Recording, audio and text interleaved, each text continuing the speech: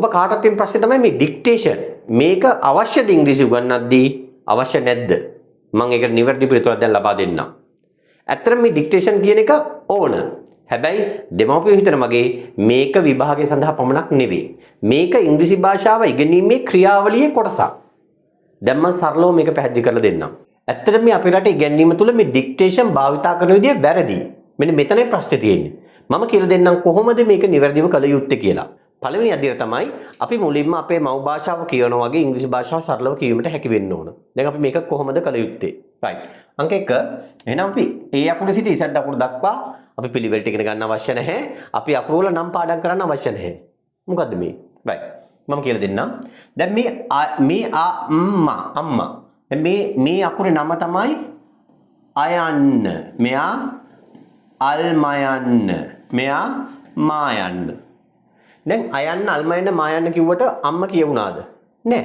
මම තව මහන්සි වෙලා අම්මා කියලා කියන්න ඕන. right. දැන් මම ඉංග්‍රීසි වල කියන්නම්. මෙයාගේ නම BAT. බැට් කියලා කියුණාද? නෑ. අපි කිව්වේ BAT.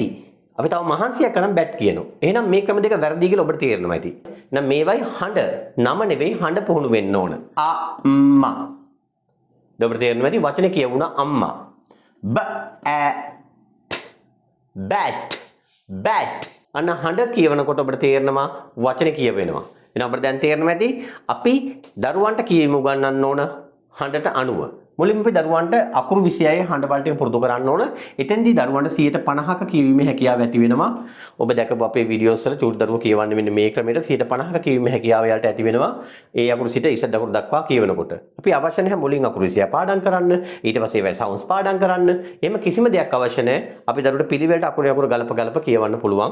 ඊට පස්සේ අපි දරුවට මේ IPA International Phonetic Alphabet මෙතෙන්දී අපි මේක සම්පූර්ණයෙන්ම ඒකම උගන්වන්නේ නැහැ. මොකද හේතුව ඒක ටිකක් සංකීර්ණයි. එතෙන්දී ඒ සවුන්ඩ් සිස්ටම් එක දරුවට උගන්වනවා. උදාහරණ ගත්තොත් SH කියන්නේ SH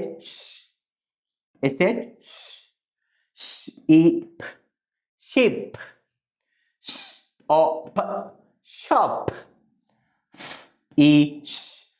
fish right ALL all all ball all tall small ball tall small මෙතන මේ බැඳී අකුරු කියවීම තමයි මේ IPA කියලා මම හඳුන්වා දෙන්නේ.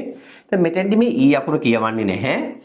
අපි I අකුර මෙන්න මේ E අකුර නිසා වචනේ අවසානයේ තියෙන kite like bike අපි මෙන්න මේ විදිහට දරුවට බැඳී අකුරු හඳුන්වා දෙනවා. එතකොට දරුවට 30%ක විතර ප්‍රමාණයක් ආසන්න වශයෙන් කියීමේ හැකියාව ඇති වෙනවා. ඊට පස්සේ අපි දරුවට මෙන්න මේ sight words මොනවද මේ sight words කියන්නේ? sight words කියන්නේ අපි මේව sounds වලින් කියවන්නේ නැහැ. මේව දැකීමෙන් වචන ඉගෙන ගන්න. වචන මතකයෙන් ඉගෙන ගන්න ඒවා. එතකොට මෙතෙන්දී දැන් මේ said, come, one, are, who. ඒතර මේව sounds කරලා අකුරෙන් අකුර කියවන්නත් බෑ. බැඳී අකුරු වලින් කියවන්නත් බෑ. ඒ නිසා මේව sight words මෙන්න මේ විදිහට sight words අපි දරුවන්ට ක්‍රමානුකූලව මේ මූලික sight words හුරු කරනවා. right? ඊට පස්සේ අපි දරුවට මේ high frequency words high frequency words කියන්නේ නිතරම දරුවා භාවිතට ඇහෙන දකින වචන. කියවීමේදී හමු වෙන වචන, කතා කිරීමේදී ඇහෙන වචන. ඒතර මේ high frequency words අපි දරුවට පුරුදු කරනවා.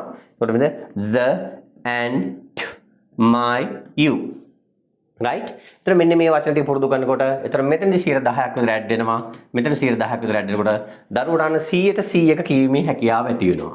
මේ තමයි අන්තර්ජාතිකව ඉංග්‍රීසි භාෂාව ක්‍රමානුකූල දරුවෙකුට කියවීමට හුරු කරන ක්‍රමවේදය. ඉතින් මේ විදිහට තමයි මම මේ You Can Read 1 2 3 කියන මේ පොත් මාලාව නිර්මාණය කරලා මගේ පන්ති වල කුඩා දරුවෝ ක්‍රමානුකූලව සති ගාණක් ඇතුළත පොත් කියවීම ආරම්භ කරන්නේ. ඊට පස්සේ අපි දරුවට ක්‍රමානුකූලව මේ කියවීම දිගටම ඩෙවලොප් කරනවා, කියවන්න පුරුදු කරනවා. ඒතර එයා වචන කියවනවා, වාක්‍ය කියවනවා, ස්ටෝරීස් කියවනවා. මෙන්න මේ විදිහට මෙයා කියවනවා. කියවීම තුලින් එයා ක්‍රමානුකූල මේ sites words හඳුර ගන්නවා. ඒ වගේම තමයි high frequency words හඳුර ගන්නවා. එයා A to Z පිළිවෙලට කියවනවා. එයා එතකොට මේ බැඳී අකුරු හඳුර ගන්නවා.